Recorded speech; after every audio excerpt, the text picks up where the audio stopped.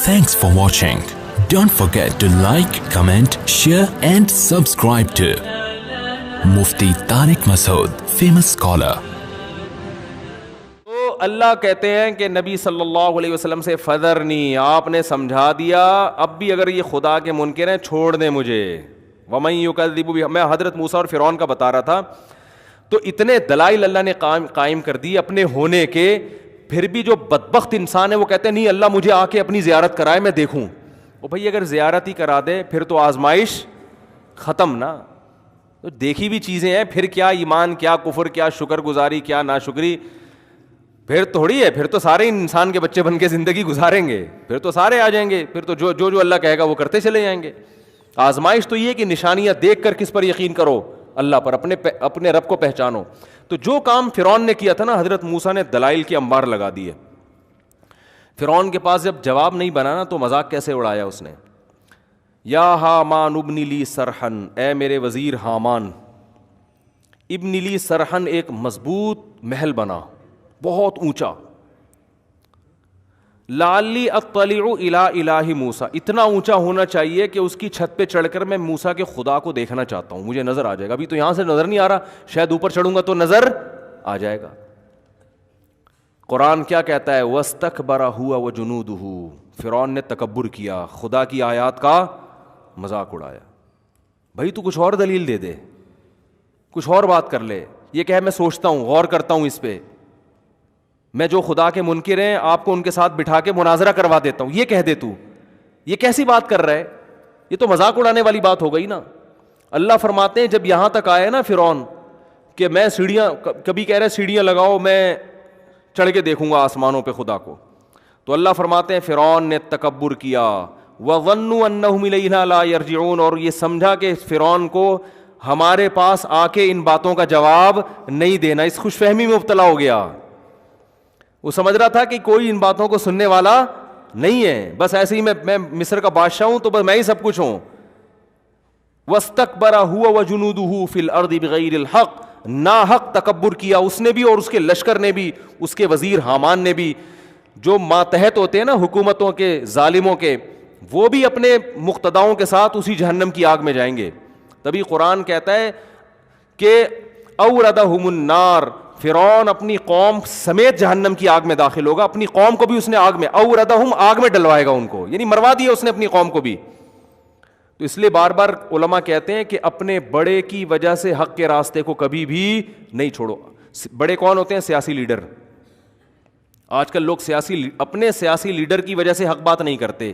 یہ جرم بہت ہو رہا ہے معاشرے میں. آپ کا سیاسی لیڈر کتنا ہی غلط کرے اس کی ہر غلطی ٹھیک ہے. آپ کے جو اپوزیشن کا لیڈر ہے وہ کتنا ہی صحیح کرے اس کا ہر صحیح کام کیا ہے؟ غلط ہے. یہ ہر سیاسی جماعت میں چل رہا ہے. تو یاد رکھو جب اللہ آپ کے سیاسی لیڈر کو اس کی غلطیوں پہ پکڑے گا نا قیامت کے دن، تو اللہ آپ کو بھی پکڑے گا جو اس کی طرف سے غلط سلط تعویلات کرتے تھے اس کی چمچہ گیری میں. بہت مشکل ہے بات سمجھانا. اور کسی کے صحیح یا غلط، کسی کی غلطی یا صحیح کا فیصلہ اس لیے نہیں کیا جاتا، اس سے نہیں کیا جاتا کہ یہ کیسا ہے، اس سے کیا جاتا ہے کہ اس کا یہ عمل کیسا ہے. یہ ہمارے ایک بہت بڑا فالٹ ہے کہ یہ بندہ ٹھیک نہیں ہے تو اب اس کا جو بھی کام ہوگا وہ کیا ہوگا؟ خراب ہوگا. اور یہ بندہ چونکہ صحیح ہے، آپ کے خیال میں صحیح ہے، تو اب یہ ہر الٹا کام بھی کیا کر رہا ہوگا؟ صحیح کر رہا ہوگا. یہ مارکیٹ میں ہول سیل کے حساب سے یہ بیماری چل رہی ہے. تو اپنے سیاسی لیڈروں کا نا اتنا دفاع کرو جتنا افورڈ کر سکو. بات آ رہی ہے سمجھ میں؟ یہ سوچ لیا کرو قیامت کے دن جب اللہ پوچھے گا کہ تم نے جس کو ووٹ دیا تھا، تم جس کی سیاسی تنظیم میں تھے، جب وہ یہ قانون پاس کر رہا تھا یا یہ الٹا کام کر رہا تھا یا حکومت سے یہ غلط مطالبہ کر رہا تھا یا اپنی ہر غلطی کو صحیح کر رہا تھا، تو تم نے یہ سوچا تھا کہ یہ صحیح کر رہا ہے یا غلط کر رہا ہے، اور مجھے اللہ کے سامنے اس کا حساب دینا ہے کہ اللہ جب مجھ سے پوچھے گا. تو یہ سوچے سمجھے بغیر آپ جو کیے جا رہے ہو نا، یہ بڑے لیڈر ہی آپ کو مروا دیں گے قیامت کے دن. ٹھیک ہے نا؟ بولیں گے. اور قرآن میں جگہ جگہ آتا ہے کہ جو بڑے ہوں گے چھوٹے برات کا اعلان کریں گے کہ ہم تو تمہاری چمچہ گیری میں اور تمہیں لیڈر مان کے یہ سب کچھ کر رہے تھے، آج تم ہمیں اللہ کے عذاب سے بچاؤ، تمہاری وجہ سے برباد ہوئے ہیں. تو وہ جواب میں کہیں گے کہ ہم تمہیں جب بچا سکتے جب ہم خود تو بچتے، ہم جو خود نہیں بچ رہا وہ دوسروں کو کہاں سے بچائے گا. تو اس لیے بھائی ان اپنے لیڈروں کا دفاع اتنا کرو جتنا ایفورٹ. وہ مجھے بچپن کا ایک لطیفہ یاد آ گیا, ایک مزاحیہ. ہم تو بچپن میں نا آڈیو کیسٹیں بھی مزاحیہ سنا کرتے تھے, تو اور وہ کچھ ویڈیو بھی آج کل بھی آ جاتے ہیں وہ یوٹیوب پہ. تو وہ ایک آدمی کو عادت تھی کہ وہ بھولنے کی نا, تو بھولے سے پتہ نہیں کیا کیا کر رہا ہوتا تھا. تو کسی نے کہا کہ تو کبھی بھولے سے اپنی بیوی کو بہن سمجھا ہے؟ اتنی بڑی بڑی چیزیں بھولتا ہے. کہہ رہے ہم اتنا بھولتے ہیں جتنا افورڈ کر سکیں. اتنا ہی بھولتے ہیں جتنا افورڈ کر سکیں. تو جو گھنے ہوتے ہیں نا آج کل بے وقوف, وہ بھی اتنے ہی بے وقوف ہوتے ہیں جتنا کیا کر سکیں افورڈ. لیکن اپنے سیاسی لیڈروں کے بارے میں اتنی تعویلات کر رہے ہوتے ہیں کہ ان کو پتہ ہے کہ قیامت کے دن ہم یہ افورڈ نہیں کر سکتے. تو اپنے لوگوں کا اتنا دفاع کیا کرو جتنا برداشت ہو جائے. بسوں کے پیچھے بار بار بتاتا ہوں, لکھا ہوتا ہے تب پڑھے تو پاس کر, ورنہ کیا کر, ورنہ برداشت کر. یہ بہت اہم پوائنٹ کی بات لکھی ہوتی ہے اس میں. یہ آپ سمجھ رہے ہیں صرف یہ میرے بارے میں لکھی ہے کہ اوورٹیک نہ کروں. یہ ایک اصول اور ضابطہ اس ٹرک ڈرائیور نے بتا دیا قیامت تک کے لیے کہ بھائی اتنا کام کرو جتنا برداشت کر سکتے ہو.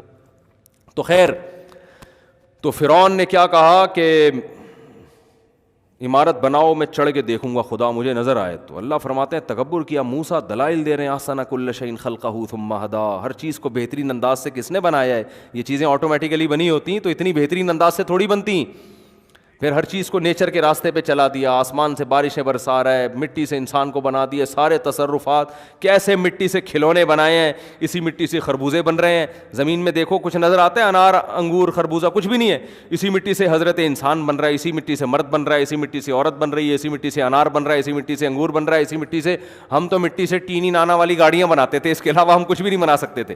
خدا اس مٹی سے آم بھی بنا دیتا ہے, خدا اس مٹی سے خربوزے بنا دیتا ہے, خدا اس مٹی سے کھجوریں بنا دیتا ہے, خدا اس مٹی سے انسان بناتا ہے, اس مٹی سے شیر بنایا, گدھا بنایا, کتے بنائے, بلیاں بنائیں, ساری چیزیں اسی مٹی سے بنا کے اور زمین میں پھیلا دی. کیا کچھ نہیں بن رہا, اور پھر دوبارہ اس مٹی کر دیتا ہے, تھوڑے دنوں میں مار کے دوبارہ وہ کیا بن جاتی ہیں, مٹی.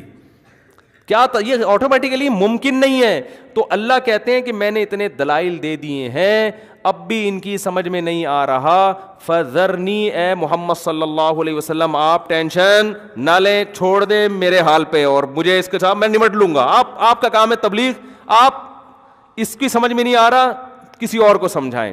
ان نفعت الذکریٰ سیذکر من یخشیٰ, جس کے دل میں خوف ہوگا وہ ضرور آپ سے نصیحت حاصل کرے گا. یہ نہیں کہ نصیحت ہی چھوڑ دیں, ان لوگوں پہ چھوڑ دیں جن سے فائدے کی امید نہیں ہے. اچھا, اب قرآن کہتا ہے کہ ان کو میرے حال پہ چھوڑ دیں, میں نمٹتا ہوں. تو اب فوراً سوال پیدا ہوتا ہے کہ اب تو اللہ ان کو پکڑ کے مار دے گا. بالکل ہے بھائی, اب تو اللہ جب نبی کو اور جو بھی قیامت تک دعوت دینے والے لوگ ہیں, حق کی بات کرنے والے لوگ ہیں, گویا اللہ نے ان سے کہہ دیا اب آپ کیا ہو جائیں, سائڈ پہ ہو جائیں, اب میں نمٹوں گا ان سے. تو فوراً ایک خیال آتا ہے نا کہ اب تو اللہ ان کو چھوڑے گا نہیں. اللہ فرماتے ہیں ایسا نہیں ہے کہ میں ان کو پکڑ لوں گا فوراً مار دوں گا, نہ سنستدرجہم, میں ان کو ڈھیل دوں گا.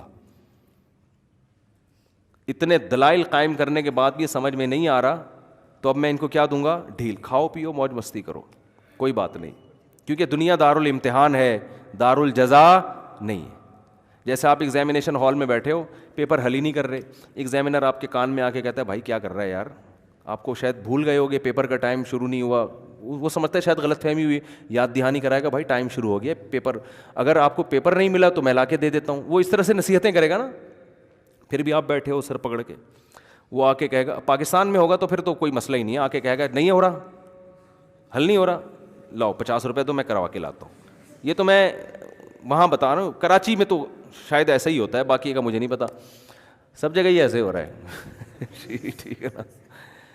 تو لیکن اگر سچی مچی کا یعنی کوئی صحیح ایماندار ہو تو وہ کیا کرے گا کہ آپ کے پاس آئے گا, آپ سے بولے گا بھائی کیا مسئلہ ہے, شاید آپ کو نہیں پتا کہ ٹائم شروع ہو گیا, بھائی ٹائم شروع ہو گیا, کہہ کے آپ کہیں گے اچھا ٹھیک ہے پتہ چل گیا.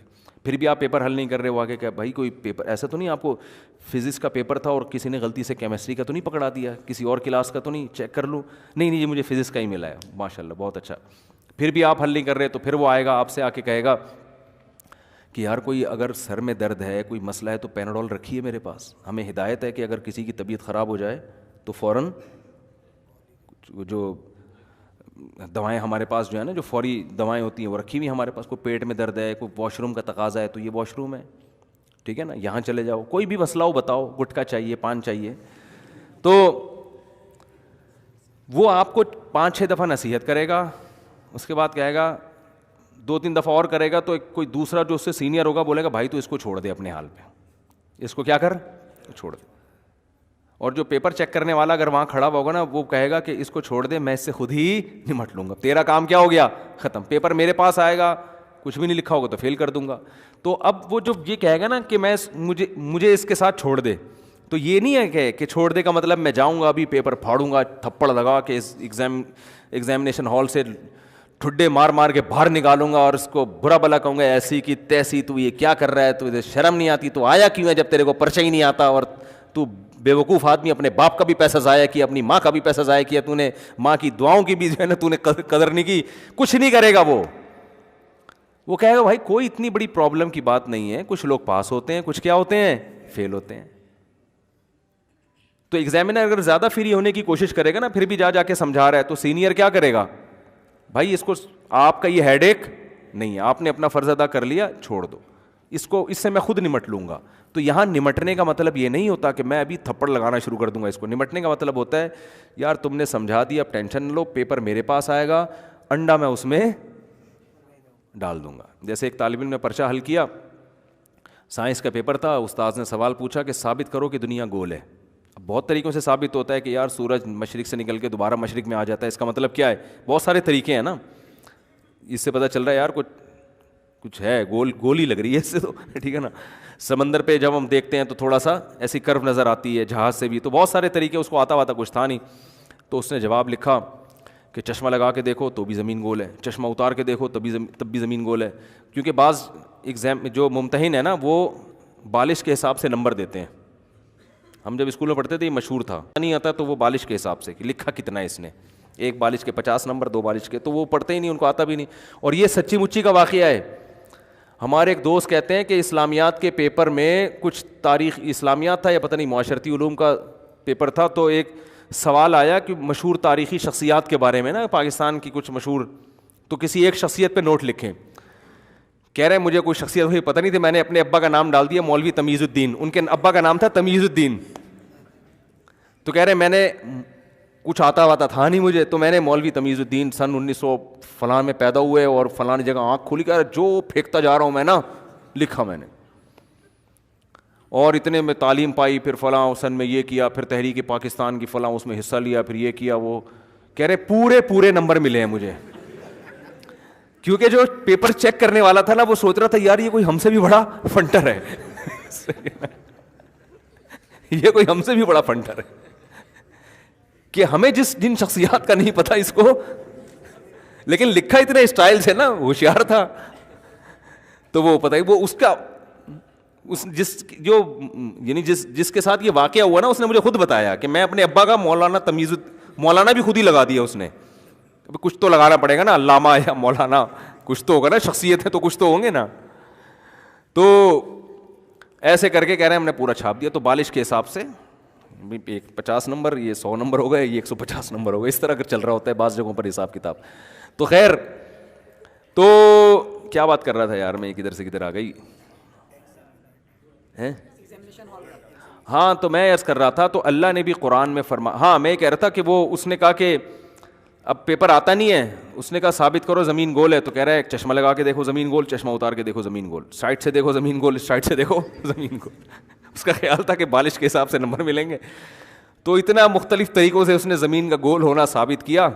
تو وہ ٹیچر جو پیپر چیک کر رہا تھا وہ بڑا ہوشیار تھا, اس نے اس پہ جو اس کے ریمارکس تھے نا وہ یہ تھے کہ چشمہ لگا کے دیکھو تو بھی نمبر گول ہے, چشمہ اتار کے دیکھو تو بھی نمبر گول ہے, سائڈ سے دیکھو تو بھی نمبر گول, اس سائڈ سے دیکھو زیرو, پورے 0 نمبر ملے, ٹھیک ہے نا.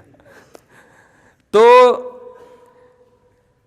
جو ایگزامینیشن ہال میں نگرانی کرنے والا ہے وہ کیا کہتا ہے, بھائی اس کو چھوڑ دو, کیونکہ ابھی کچھ بھی نہیں ہوگا, جب رزلٹ اناؤنس ہوگا. اچھا اس دوران آپ اگر چائے منگوائیں تو آپ کو, اگر کوئی وہاں ایسا سسٹم موجود ہے تو چائے بھی ملے گی, پانی بھی ملے گا, سارا. پنکھا بند ہو گیا تو پنکھا بھی کھلوا دیں گے, بھائی یہ گرمی لگ رہی ہے. اچھا ایگزامینیشن ہال ہوگا تو اے سی بھی آن کر دیا جائے گا. تو یہ ساری فیسلٹیز ملیں گی آپ کو. تو اللہ فرماتے ہیں کہ جو میری بات نہیں مانتا فیسلٹیز اس کو ساری دوں گا, مجھے اس کے ساتھ چھوڑ دو بس اکیلے, میں نمٹوں گا. کیسے؟ ایسے نہیں کہ پکڑ لوں گا, نا نا نا نا, سنستدرجہم, مہلت دوں گا, اور مال میں اضافہ ہو جائے گا, اور مزے کی زندگی. ظالم ترقی کرتے کرتے کہاں تک پہنچ جاتا ہے آپ دیکھو, مظلوم بیچارہ پستا رہتا ہے, اور ظالم ترقی کرتے کرتے بڑی بظاہر بڑی کامیاب زندگی گزارنا شروع کر دیتا ہے, پیسہ بھی آ جاتا ہے اور کیا کچھ مل جاتا ہے اس کو. تو اللہ فرماتے ہیں سنستدرجہم, عن قریب ہم ان کو ڈھیل دیں گے, اس طور پر من حیث لا یعلمون, ان کو پتہ بھی نہیں چلے گا کہ یہ اللہ کی نعمت نہیں ہے, یہ تو کہ تمہیں آخرت میں پکڑنا ہے تو دنیا میں سب کچھ دیا جا رہا ہے کہ چل بھائی تجھے یہ حسرت نہ رہے کہ میں نے مزے نہیں اڑائے, اور مجھے آخرت میں جو سزا مل رہی ہے غلط مل رہی ہے, نہ مجھے تو گناہ کی وجہ سے دنیا میں بھی مزہ نہیں آیا تو آخرت میں کیوں سزا مل رہی ہے. اللہ فرماتے ہیں یہ حسرت نہیں رہے گی, ٹھیک ہے نا. اس لیے فرمایا تمتعوا فإن مصيركم إلى النار, اللہ کہے گا اڑا لو مزے, آخرت میں آنا کہاں ہے؟ آگ کی طرف. تو فرعون ظالم کو کتنی مہلت ملی ہے, ایسی زبردست حکومت, اتنی بڑی طاقتور حکومت, اور بغاوتیں کرتا جا رہا ہے, بنی اسرائیل کے بچوں کو قتل کر رہا ہے, ماں کے سامنے اس کے بچے کو ذبح کرو, ماں پہ کیا آرے چلتے ہوں گے, ماؤں کی بددعائیں, کوئی بددعا نہیں لگ رہی فرعون کو بظاہر. اس وقت مائیں کیسا کہتی ہوں گی کہ ہم اتنا فرعون کے خلاف بددعائیں کرتے ہیں, اللہ اس ظالم سے. آج دیکھو ہماری حکومتیں اتنی ظالم نہیں جتنا فرعون تھا. آج ایجوکیشن کا مسئلہ ہے, روٹی کا مسئلہ ہے, کبھی حکومت روٹی سستی کر دیتی ہے, کبھی آٹا مہنگا کر دیتی ہے, اپ ڈاؤن چلتا رہتا ہے, کوئی قحط کا سما نہیں ہے. لیکن فرعون کیا کر رہا ہے؟ ماؤں کی گودوں سے بچوں کو چھین کے ذبح کر رہا ہے. اس کے فوجی پہنچ جاتے تھے. کیسی بنی اسرائیل کی ماؤں نے, جو ایمان والی مائیں تھیں, کیسی چیخو پکار کی ہوگی, کیسی بددعائیں کی ہوگی, لیکن فرعون کا بال بھی خراب نہیں ہو رہا. حتیٰ کہ حضرت موسیٰ علیہ السلام آ گئے, اور موسیٰ علیہ السلام تبلیغ کر رہے ہیں, دلائل کے انبار لگا دیے, مگر فرعون کو ترقی ملتی چلی جا رہی ہے. اتنا ہو گیا کہ فرعون نے, جب حضرت موسیٰ آئے ہیں نا اور دعوت کا کام جب شروع ہوا ہے, تو فرعون نے بنی اسرائیل پر ظلم کم کرنے کے بجائے اور زیادہ بڑھا دیا. یہاں تک کہ بنی اسرائیل جنہیں یقین ہے کہ یہ کلیم اللہ ہے, اللہ کے پیغمبر ہیں, ان کے نیک لوگ بھی چیخ اٹھے, کہنے لگے یا موسیٰ اوذینا من قبل ان تأتینا, اے موسیٰ تیرے آنے سے پہلے بھی عذاب میں تھے, ومن بعد ما جئتنا, تیرے آنے کے بعد بھی عذاب بڑھ گیا, کوئی کمی نہیں ہوئی ہے, تو یہ کیا فائدہ, ہمیں تو کچھ فائدہ نہیں ہو رہا تیرے آنے کا. حضرت موسیٰ کیا فرما رہے ہیں؟ یا قوم استعینوا باللہ واصبروا, اے میری قوم اللہ سے مدد طلب کرو اور صبر کرو. دیکھو آج تو یہ آیتیں ہمیں بڑی اچھی لگ رہی ہیں, کیا زبردست موسیٰ نے نصیحت کی, کلیم اللہ نے, لیکن ہم خود مبتلا ہوتے اس وقت یہ نصیحت کتنی چبھتی ہے بھائی. ایک آدمی ظلم کی چکی میں پس رہا ہو, ان کے مردوں کو غلام بنا لیا ہو, مشقت والے کام لیے جاتے ہو, تنخواہیں تھوڑی دی جاتی ہوں, گھروں میں چولہے نہ ہو, بچے پیدا ہو رہے ہوں, ماں باپ کے سامنے ان بچوں کو ذبح کیا جا رہا ہو, اور ایسے موقع پہ اللہ موسیٰ علیہ السلام کو بھیجے اور دعائیں ان یہ بتائے کہ تمہاری دعا قبول ہو گئی ہے, اور موسیٰ کلیم اللہ آ گئے ہیں, اور حضرت موسیٰ تسلیاں دے رہے ہوں کہ اللہ مدد کرے گا, تم ایمان پر قائم رہو, نماز قائم کرو, ایمان پر قائم رہو, صبر کرو. اور وہ نظر کیا آ رہا ہو کہ فرعون کے مظالم کم ہونے کے بجائے بولو بڑھ رہے ہوں. ایسے موقع پہ جب قوم بیک زبان ہو کے حضرت موسیٰ کے سامنے کہے اوتینا من قبل ان تأتینا, اے موسیٰ تو ہمیں صبر کی تسلیاں تو دے رہا ہے, اور ہم نے تو تھک گئے تیرا ساتھ دیتے دیتے, تیرے آنے سے پہلے جو ظلم تھا تیرے آنے کے بعد اس میں کوئی کمی نہیں ہوئی ہے, اور بہت ٹائم گزر گیا کچھ بھی نہیں ہو رہا. ایسے موقع پہ حضرت موسیٰ اگر یہ کہتے نا کہ پرسوں تمہیں نجات مل جائے گی تو تسلی ملتی. کیا خیال ہے؟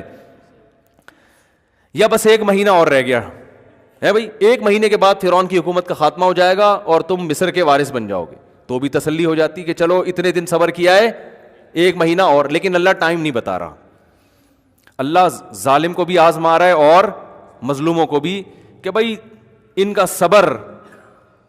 صبر کو آزما رہا ہے کہ تم کتنا ایمان رکھتے ہو اللہ پر, اور فرعون کو مہلت دے رہا ہے, مہلت, اسے ٹائم نہیں بتا رہا کہ ایک مہینے بعد تجھے تباہ کروں گا. فرعون کے سامنے یہ ہے کہ تیری تباہی کا بظاہر کوئی سامان بولو نہیں ہے, تجھے کچھ بھی نہیں ہوگا, کیونکہ یہ کمزور لوگ, ایک موسیٰ بھی کمزور, یہ بھی کمزور, موسیٰ بھی مسکین غریب.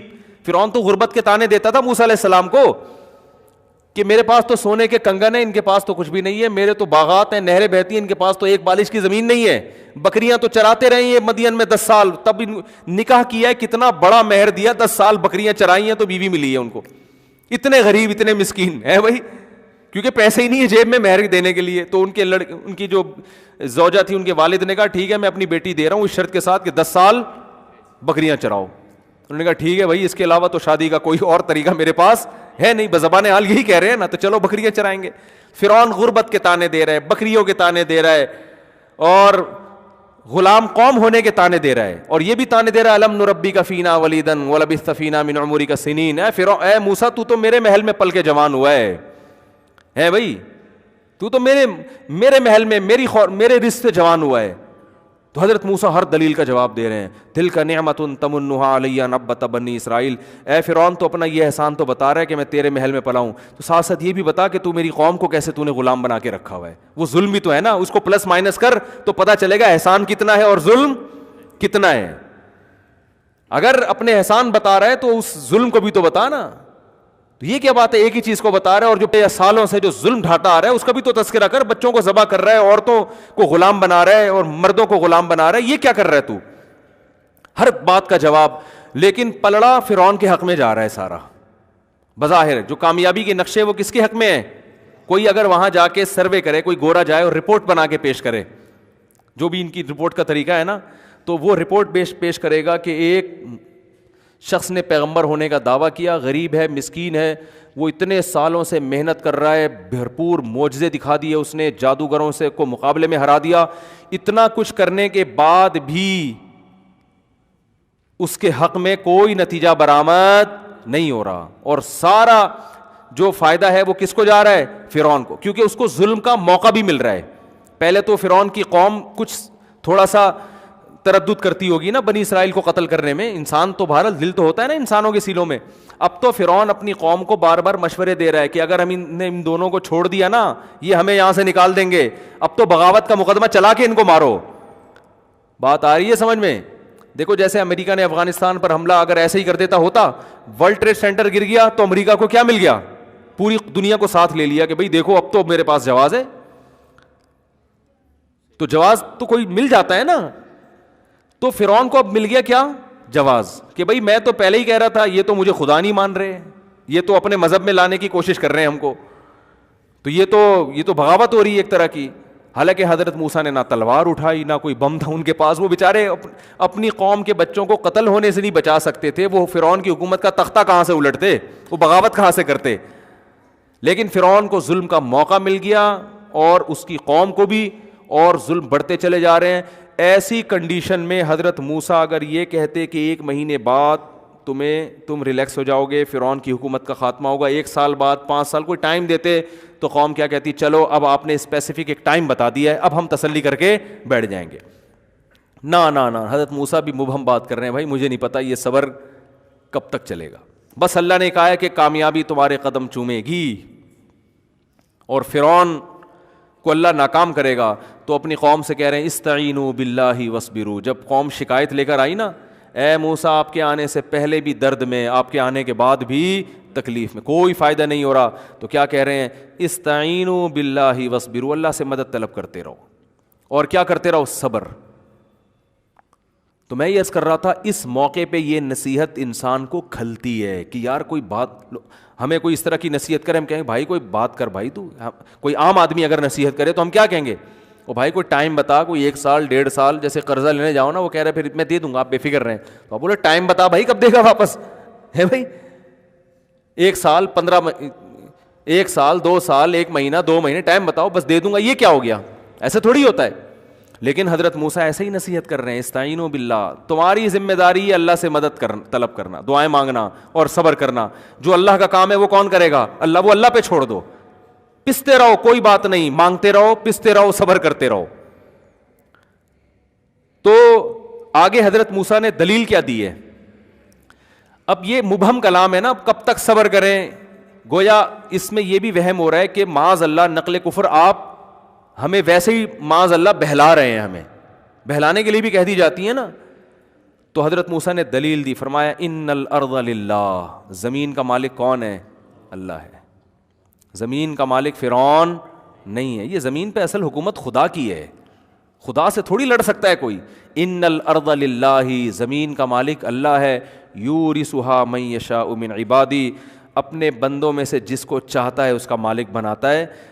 یعنی بتا دیا میں بس اللہ کے بارے میں یہ جانتا ہوں کہ یہ سب اختیارات کس کے ہیں, اللہ کے. اگر آپ وہ اللہ فرعون کی حکومت ختم نہیں کر رہا تو اس کا مطلب یہ نہیں ہے کہ وہ کر نہیں سکتا, اس میں اس کی کوئی حکمت ہے جو ہماری سمجھ میں نہیں آ رہی. ہم بندے ہیں, ہمارا کام صبر اور اللہ سے دعا.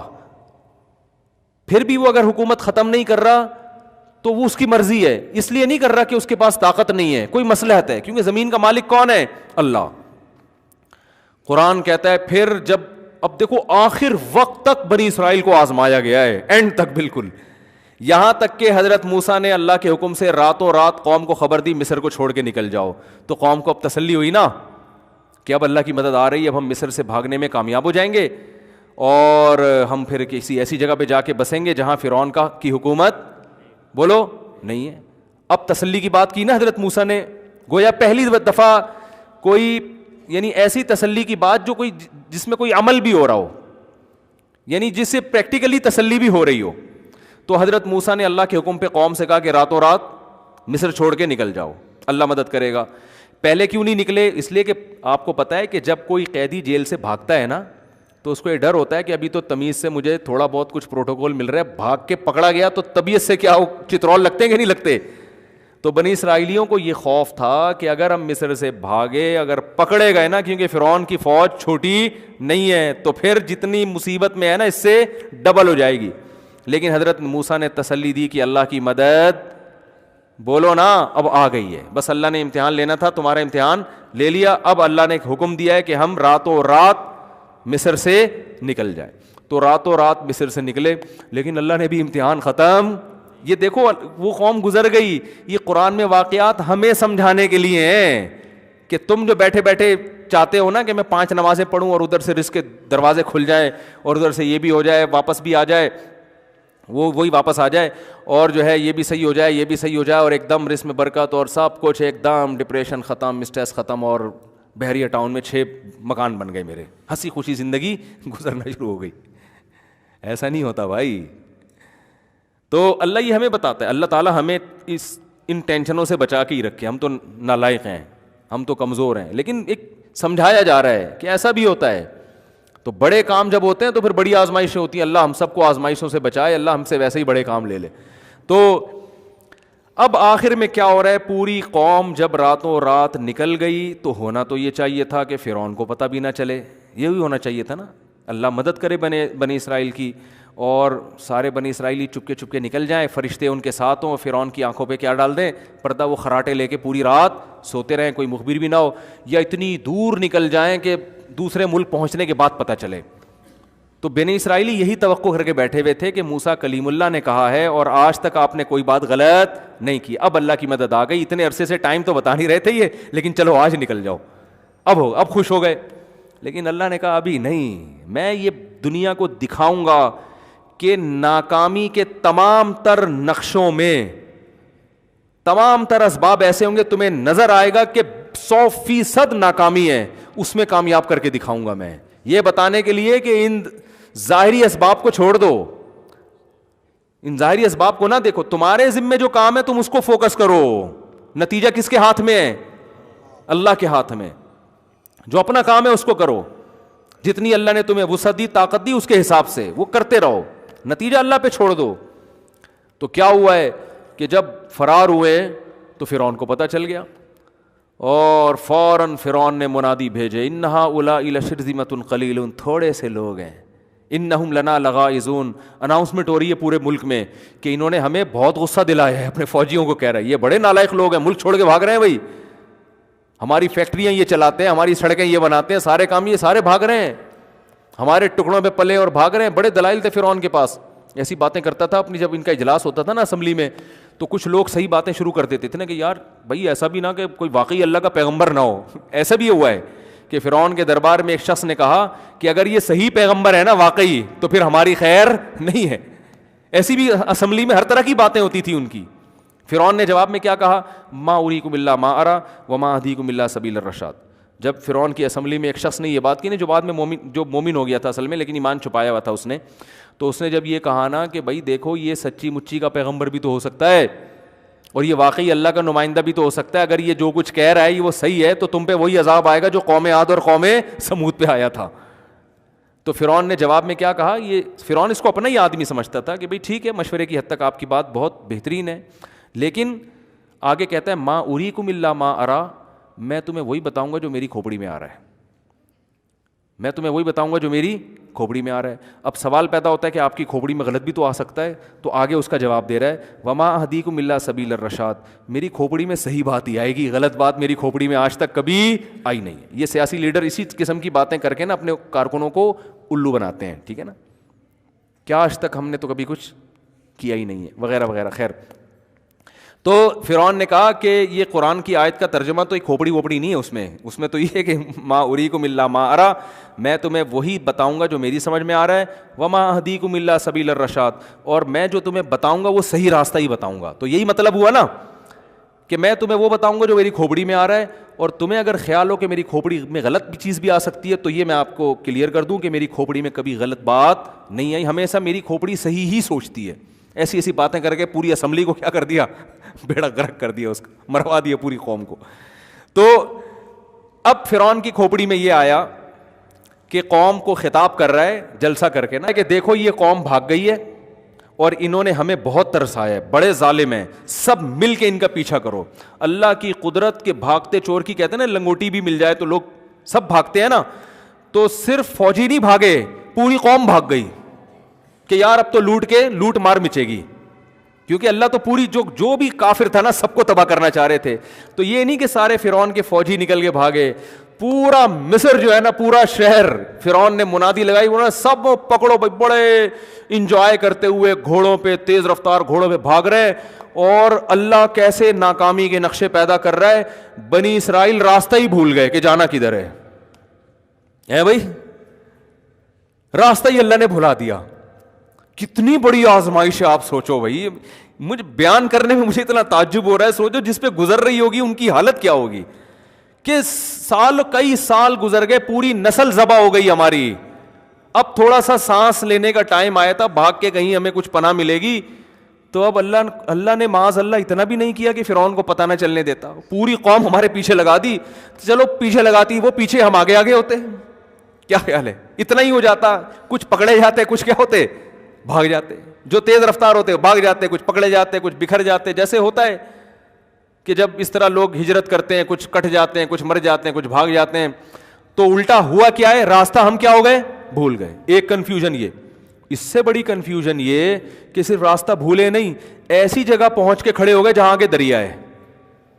یعنی راستہ بھولے بھی ایسے کہ آگے جانے کا بھی، چلو راستہ بھولتا ہے انسان، غلط ٹریک پہ بھاگ جاتا ہے کہ یار فی الحال یہاں سے تو جہاں جانا تھا وہاں تو نہیں جا رہے، جانا ادھر تھا. لیکن جو بھاگنے والا ہوتا ہے وہ کہتا ہے ادھر راستہ نہیں مل رہا تو یہاں بھاگ، فی الحال اپنے آپ کو بچاؤ، بعد میں سکون کا سانس لے کے ستاروں کی روشنی میں، اور پھر وہ قیافہ شناس کو بلا کے دیکھیں گے کدھر کو جانا ہے ہم نے، ٹھیک ہے نا.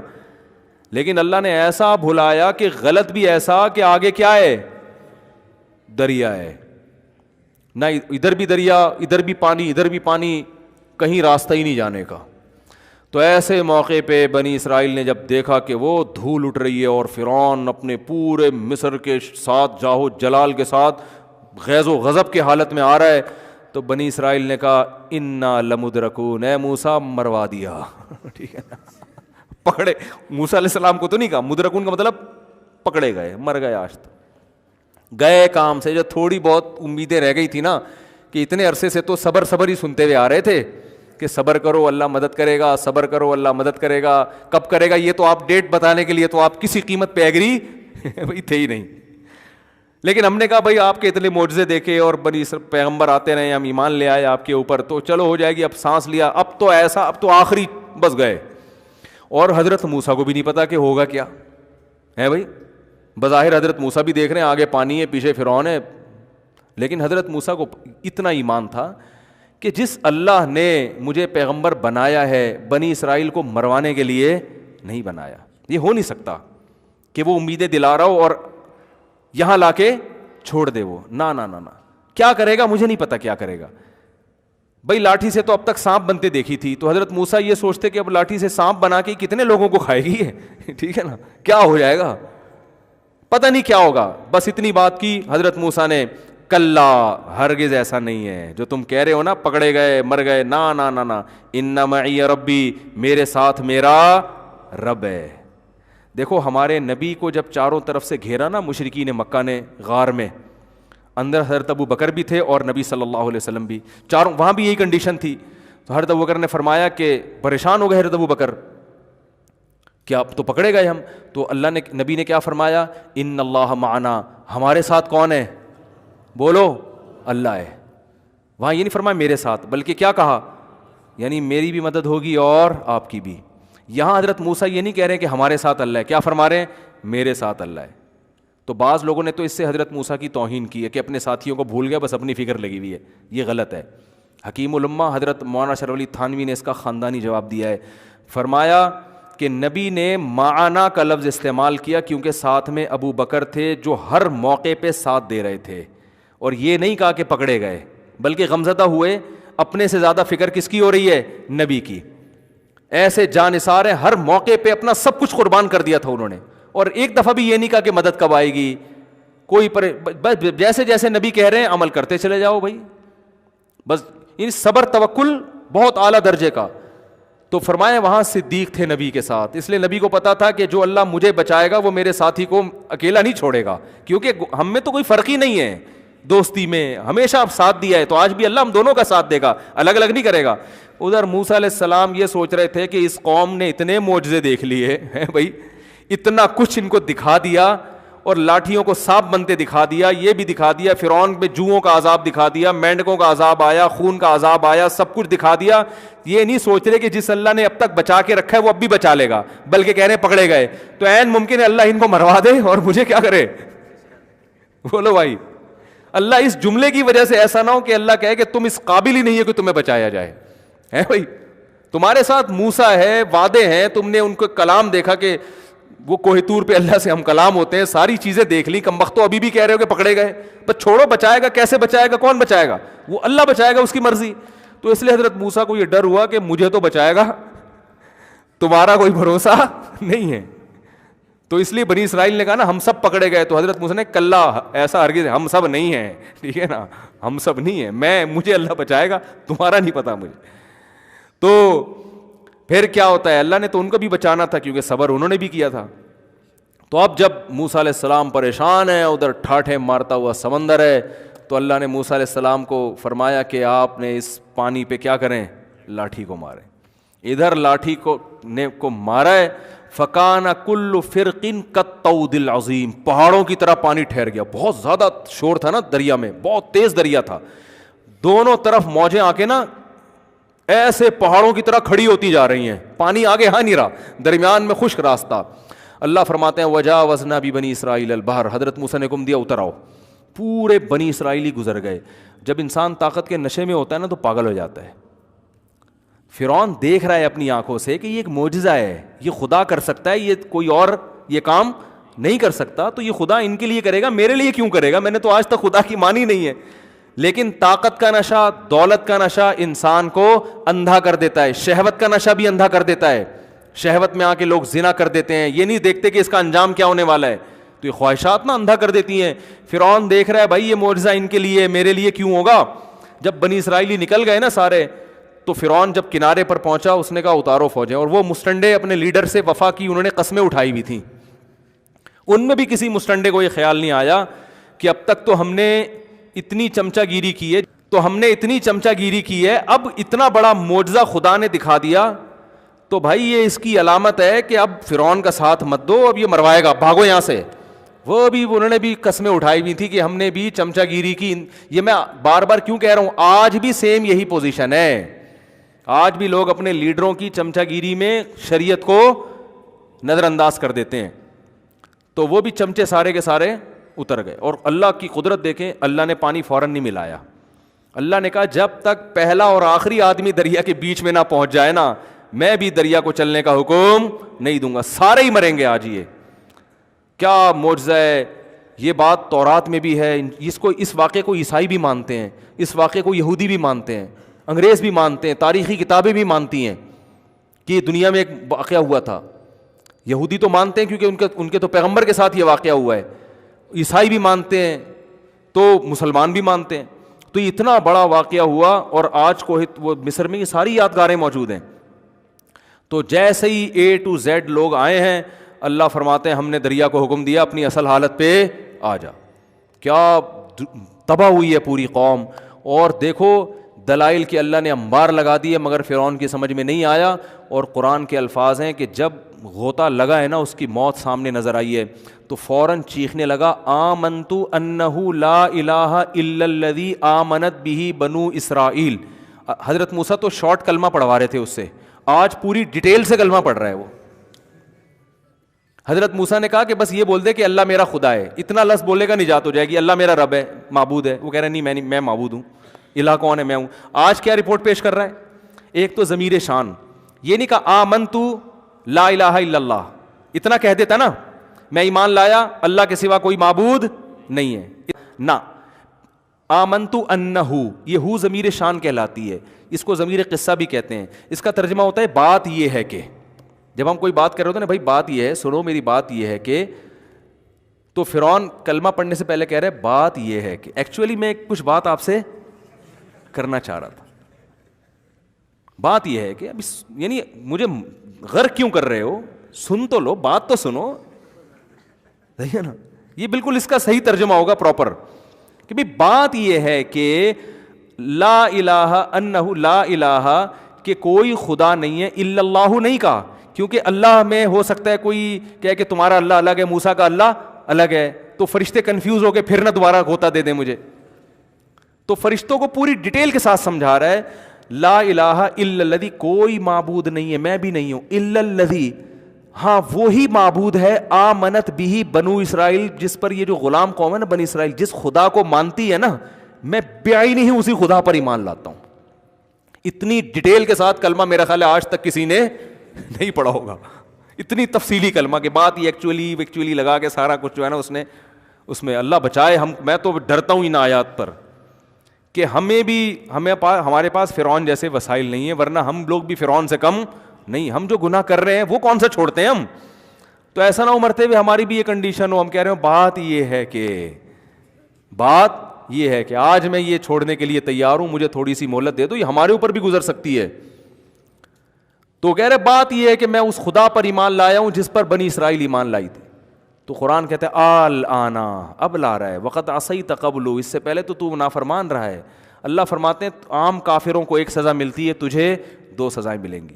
پہلی سزا تو یہ ملے گی الیوم ننجیک ببدنک, ایک تو جہنم کی آگ ہے جس میں صبح و شام جلایا جائے گا, جس کو برزخ کا عذاب کہا جاتا ہے.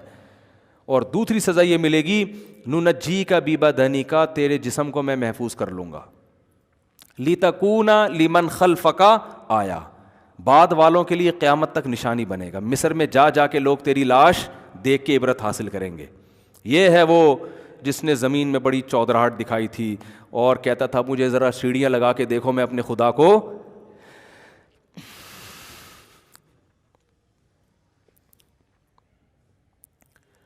کیسا تکبر ہے دیکھو, انسان کھاتا خدا کا ہے. یعنی جو زمین پہ اکڑ کے چلتے ہیں نا, بھول جاتے ہیں کہ بھائی تو کس کی زمین پہ چل رہا ہے. لوگ کہتے ہیں نا تو مجھے نہیں جانتا میں کون ہوں, یہ بہت خطرناک جملہ ہے. اب کیسے کسی کو کہتے تو مجھے نہیں جانتا, وہ ٹھیک ہے دھمکی دینے کے لیے ظالم کو تو ٹھیک ہے, لیکن ایسے وقت میں بھی دل میں ڈرا کرو بھائی ہماری اوقات کیا ہے. بھائی روٹی بند ہو جائے ساری دہشت 2 دنوں میں ختم ہو جائے گی. کتنا تکبر. تو اللہ فرماتے ہیں جب تیری لاش کو لوگ دیکھیں گے تو کہیں گے یہ وہی ہے جو موسیٰ کلیم اللہ سے بحث کرتا تھا اور کہتا تھا کہ سیڑھیاں لگاؤ میں خدا کو دیکھنا چاہتا ہوں. کبھی کہتا تھا عمارت بناؤ میں اوپر چڑھ کے آسمانوں میں جھانکنا چاہتا ہوں, خدا میرے سامنے کیوں نہیں آتا, خدا مجھے نظر کیوں نہیں آتا. آج جو ایتھیسٹ لوگ اس طرح کی باتیں خدا کے بارے میں کر رہے ہیں کہ خدا اپنے ہونے کے ثبوت کیوں نہیں دیتا, ہم نہیں مانتے خدا کو, ہم نہیں مانتے اسلام کو, یہ کیا ہے, محمد صلی اللہ علیہ وسلم کون ہے, قرآن کیا ہے, بس سائنس ہے, ٹیکنالوجی ہے, سائنسدان ہے, سب کچھ اقوام متحدہ ہے, یونائٹڈ نیشن ہے, اس کے قانون ہے, خدا کیا ہے, رسول کیا ہے, عالم کیا ہے, مولوی کیا ہے, بزرگ کیا ہے, یہ سب جو ملحد ہیں ان کی نظر میں ان ناروں کی کوئی ویلیو نہیں ہے. زنا کیوں حرام ہے, کیا ہوتا ہے زنا, صحیح ہے نا, رشتہ داری کیا ہوتی ہے, یہ سب ان کے لیے بیکار الفاظ ہیں, ان کی ڈکشنری میں یہ ان الفاظ کی کوئی جگہ نہیں ہے. ابا بوڑھے ہو گئے اولڈ ہوم میں جمع کراؤ بھائی, اس کو کیا گھر میں رکھ کے کرنا ہے, ٹینشن لینی ہے. اور پھر جب ان سے کہا جائے اتنے دلائل, تو کہتے ہیں کہ وہ نظر کیوں نہیں آتا ہمیں. تو اللہ فرماتے ہیں کہ الیوم ننجیک ببدنک لتکون لمن خلفک آیا, آج میں تیرے جسم کو محفوظ کر لوں گا, بعد والوں کے لیے تو نشانی بنے گا. تو اس لیے اللہ نے ان آیتوں میں کیا فرمایا, نبی سے فذر نہیں ہے, نبی آپ ان کو چھوڑ دو. ومن یکذب بہذا الحدیث, جو اس کتاب کو جھٹلاتا ہے چھوڑ دو اس کو. سنستدرجہم من حیث لا یعلمون, ایسے مہلت دوں گا ان کو پتہ نہیں چلے گا. اللہ تعالی ہمیں اس وقت سے پہلے پہلے ہدایت نصیب فرمائے اور سیدھے راستے پہ چلنے کی توفیق عطا فرمائے.